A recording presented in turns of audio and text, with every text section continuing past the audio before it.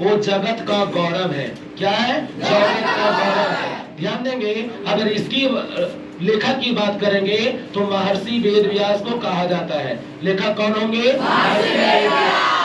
महर्षि वेद व्यास। देखो, लेखक की बात होगी महर्षि वेद व्यास। बाबू, यहाँ पे आपको यह समझनी है, यानी यहाँ पे आपको यही समझना है कि जो पौराणिकी है इसका रचना करने वाला है वेद व्यास। कौन? वेद व्यास। जो आधुनिकी है इनको रचना करने वाला है नारायण। याद रखेंगे, ध्यान देना है। आधुनिकी की रचना करने वाला है रामविलास शर्मा। रामविलास शर्मा। ये हिंदी वाला शर्मा जी की बात नहीं हो रही है, ये रामविलास शर्मा यहाँ पे कोई और है। समझ गए? दूसरे व्यक्ति है। समझ गए बाबू?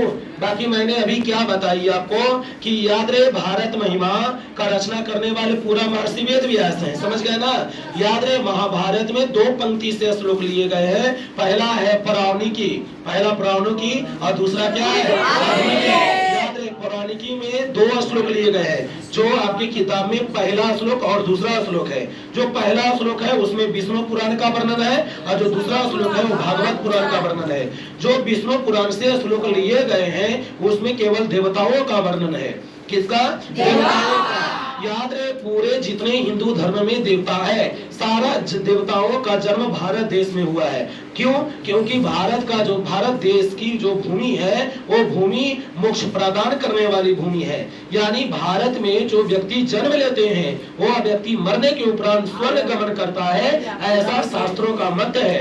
ऐसा शास्त्र कहता है, मैं नहीं कह रहा हूँ, शास्त्र के माध्यम से तो मैं आपको बता रहा हूँ। समझ में आ रहा है? मैं एक माध्यम हूँ बताने वाला।